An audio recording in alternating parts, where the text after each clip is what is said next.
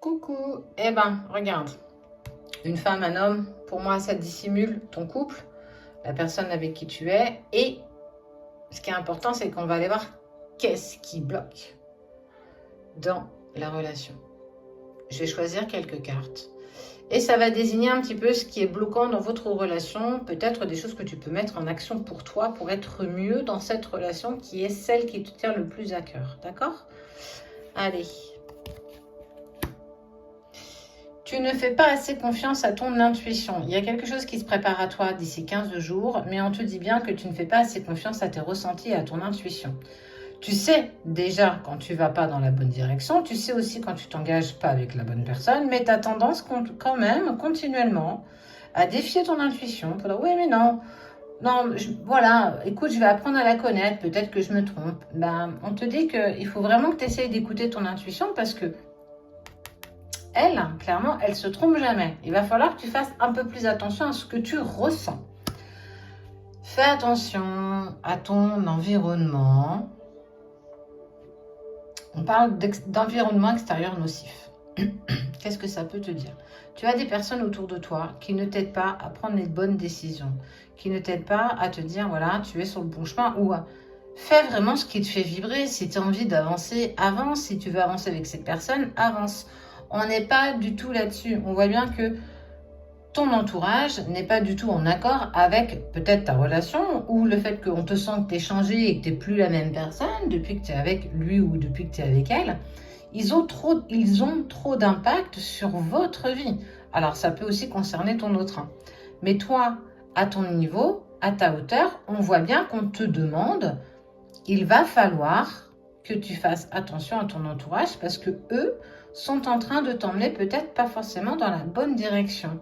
N'écoute pas toujours ce que les autres ont envie de te dire. Ils n'ont pas la science infuse et ils n'ont pas la vérité absolue. Et je te dirais même que personne ne l'a, ni moi, ni toi. Donc écoute ce que ton cœur vibre.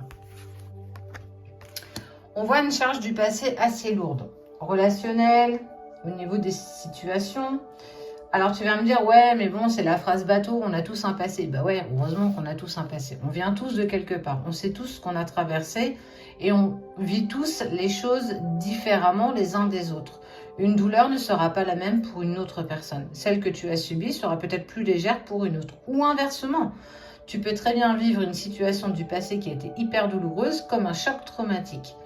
Mais ce que j'ai envie de te dire, c'est que ton passé ne te définit pas en tant que personne. Elle t'a défini jusqu'ici, mais l'adulte que tu es, tes prises de conscience, tes prises de décision, ce que tu souhaites, ils sont totalement en accord avec toi. Ton passé ne te définit pas en tant que personne. Ce qu'il faut vraiment que tu comprennes, c'est que oui, je viens bien de là, mais mes décisions ne sont pas en lien avec mon passé. Le passé n'est pas une excuse. Alors, ça en plaira à certains, ça ne plaira pas à d'autres. Je reste persuadée que ton passé ne fait pas le poids contre les décisions et les actes que tu as aujourd'hui. Il n'est plus une excuse. Tu es grand, tu es grande, vous êtes des adultes mûrs en fait. Vous pouvez clairement prendre des décisions, quel que soit le passé que tu prends. À toi de voir le verre à moitié plein ou de voir le verre à moitié vide. Ne laisse pas le passé impacter ta relation, ne laisse pas le passé vous éloigner tout simplement parce que le passé il est derrière et la nostalgie et le fait de toujours regarder en arrière, tu ne regardes jamais ce qui se passe ici et maintenant. D'où ta dépendance affective. Oui, il y a eu des lacunes, oui, il y a eu des douleurs, mais on te dit bien que la dépendance affective est quelque chose que tu dois absolument travailler. Il le met en lumière, elle le met en lumière, arrête de dépendre de lui ou d'elle, arrête de dépendre des autres, essaye d'avancer pour toi, essaye de dépasser ta dépendance affective. Pour chaque petit pas que tu feras pour toi sera de plus en plus facile pour que cette relation devienne beaucoup plus légère. Tu en es capable, tu es capable de dépasser un minimum tous ces blocages.